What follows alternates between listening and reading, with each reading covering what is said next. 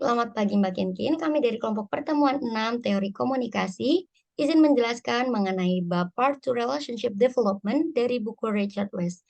Pada kali ini kita akan menjelaskan mengenai 5 teori komunikasi dari Uncertainty Reduction, Social Penetration Theory, Social Exchange Theory, Relational Dialectics Theory, Communication Privacy Management Theory. Anggota kami terdiri dari 4 orang. Ada saya Lukiana Lukna dengan nomor absen C17 dengan NIM 1410206222132. Saya Sadama Farizi dengan nomor absen C42 dan NIM 141062222133. Dan saya Ladisa Naftania Syanipar dengan absen C16 dengan NIM 1410622131. Dan yang terakhir saya Tania Devi Oktaviani dengan absen C46 dengan NIM 1410622142. Baik, memasuki materi yang pertama yaitu Uncertainty Reduction Theory yang dikemukakan oleh Charles Berger dan juga Richard Olliger pada tahun 75. Teori yang kerap kali disebut dengan URT atau teori pengurangan ketidakpastian ini untuk menjelaskan bagaimana komunikasi digunakan untuk mengurangi adanya ketidakpastian ketika dua orang asing atau lebih bertemu dan terlibat dalam suatu pembicaraan untuk pertama kalinya. Ketika orang asing bertemu, fokus utama mereka umumnya mengurangi tingkat keraguan yang menyebabkan ketidaknyamanan. Mereka juga akan berusaha untuk memahami dan memprediksi apa yang akan terjadi selanjutnya. Banyak sekali hal yang terjadi yang bisa saya wujudkan sebagai contoh dari pengertian teori ini. Salah duanya ialah seorang teman sekelas yang pertama kali dipertemukan secara tatap muka setelah perkuliahan online, ataupun HR di perusahaan dengan calon karyawan ketika melakukan interview. Nah, manusia dapat mengalami dua level ketidakpastian yang berbeda dalam teori ORT ini. Mereka bisa saja mengalami cognitive uncertainty atau ketidakpastian kognitif. Ialah mereka tidak yakin apa yang mereka pikirkan tentang orang lain dan apa yang orang lain pikirkan tentang mereka. Hal ini menjadikan mereka overthinking dan berpikir berlebihan mengenai pertemuan tersebut. Yang kedua, ada ketidakpastian perilaku. Mereka tidak yakin bagaimana harus berperilaku atau bagaimana orang lain akan berperilaku. Perilaku ini mencakup verbal dan non-verbal. Mereka akan memikirkan bagaimana cara mereka bergaya ataupun bersikap ketika pertemuan nanti. Namun pada tahun 1987, Berger mengatakan bahwa ketika salah satu orang dalam suatu pertemuan tersebut mengetahui lebih banyak dan mencari tahu serta memahami seperti apa partner mereka, itu akan mengurangi ketidakcanggungan ataupun keawkwardan yang terjadi dalam pertemuan pertama. Selanjutnya, Social Penetration Theory. Teori yang dibangun oleh Erwin Altman dan Delmas Taylor pada tahun 1973 untuk menggambarkan pengembangan pola hubungan dalam sebuah proses yang diidentifikasi sebagai penetrasi sosial. Ada proses ikatan hubungan antar individu yang berpindah menjadi lebih intim, yang bisa didasarkan pada fisik ataupun dimensi keintiman lainnya, termasuk intelektual dan emosional, antar pasangan selama berbagi aktivitas bersama. A social exchange, relation cost, reward and cost ratio balance between positive and negative relationship experience. Orientation stage, stage of social penetration that includes revealing small parts of ourselves. Next slide. Social exchange theory, semua teori pertukaran sosial dibangun berdasarkan beberapa asumsi tentang sifat manusia dan sifat hubungan. Sudut pandang pertukaran sosial berpendapat bahwa orang menghitung nilai keseluruhan dari sebuah hubungan dengan mengurangkan pengorbanan dari penghargaan yang diterima. Munch and Conser 2003. Asumsi teori pertukaran sosial berdasarkan sifat manusia yang pertama, yaitu manusia mencari imbalan dan menghindari hukuman. Yang kedua, manusia adalah makhluk rasional. Berdasarkan sifat hubungan, yang pertama, hubungan memiliki sifat saling ketergantungan, dan yang kedua, kehidupan berhubungan adalah sebuah proses.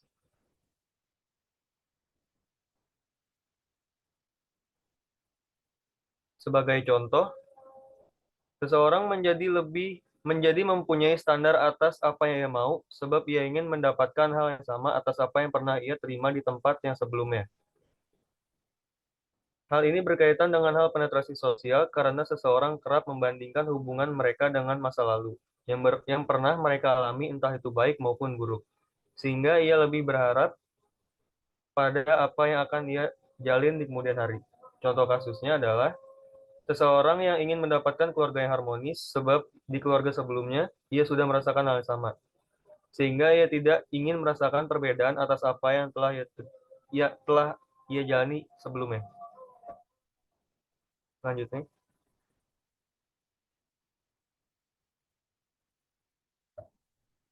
Selanjutnya ada relational dialectics theory. Baxter and Montgomery tahun 1969 mencatat sebuah frasa perkembangan rasional yang berkonotasi dengan gerakan linier atau kemajuan ke depan. Hubungan yang maju digambarkan lebih banyak memiliki unsur-unsur keintiman, keterbukaan diri, kepastian, dan lain sebagainya. Mereka juga mengamati bahwa proses atau perubahan hubungan mengacu pada pergerakan kuantitatif dan kualitatif sepanjang waktu dalam kontraksi yang mendasari di mana suatu hubungan diorganisasikan. Nah, asumsi utama teori RDT ini adalah dialektika relasional dasar, otonomi dan koneksi, keterbukaan dan perlindungan, kebaruan dan prediktabilitas, dialektika kontekstual, dan melampaui dialektika dasar.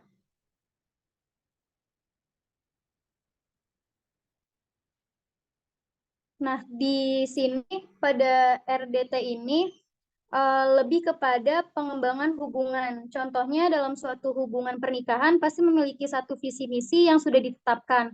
Namun ketika visi misi itu berjalan, namun tidak sebagaimana mestinya, salah satu pasangan ini atau satu pasangan ini menganggap bahwa hal tersebut adalah sebuah pengembangan dalam hubungannya. Oke. Selanjutnya kita masuk ke part 5 di mana ada Communication Privacy Management Theory. Sebab ini menyajikan komunikasi privacy management theory atau yang akan kita sebut dengan CPM yang dapat membantu kita memilah-milah dan menjelaskan komunitas kerumitan proses ini.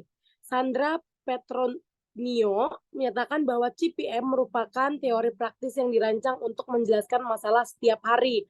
Ada 5 pembahasan materi dalam part 5 ini. Pertama ada Evolution of Communication Privacy Management Theory, lalu berikutnya ada Association of CPM, lalu berikutnya ada Basic Supposition of CPM, dua lagi ada Privacy Rules Management Process, dan yang terakhir ada Integrated Critique and Closing.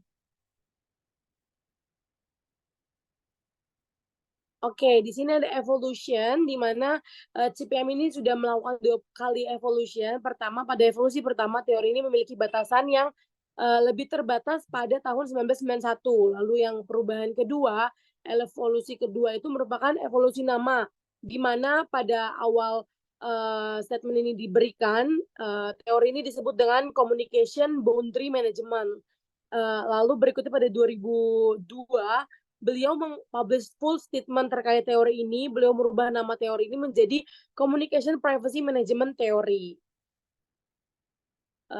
Berikutnya itu kita masuk ke Association of CPM, di mana di sini mengartikan bahwa setiap manusia dapat berasumsi terhadap orang lain dari 3 sistem aturan, di mana pertama ada manusia adalah pembuat pilihan, kedua manusia adalah pembuat aturan dan mengikuti aturan, lalu terakhir pilihan aturan manusia didasarkan pada pertimbangan orang lain serta diri sendiri. Oke, berikutnya. Berikutnya ini adalah Basic Supposition of CPM. Ada 5, di mana itu pertama informasi pribadi, yaitu tentang diri kita sendiri. Lalu ada batasan privat, di mana kita membatasi kita terhadap orang lain maupun orang lain terhadap kita. Lalu terakhir ketiga itu ada pengendalian kepemilikan. Keempat itu ada sistem manajemen berbasis aturan. Dan yang terakhir adalah dialektika manajemen. Berikutnya, ini merupakan lebih detail mengenai privacy rule management process, di mana ini merupakan bergantung pada 3 proses manajemen aturan privacy. Pertama ada karakteristik aturan privasi, lalu kedua ada koordinasi batas, dan yang ketiga ada turbulensi batas.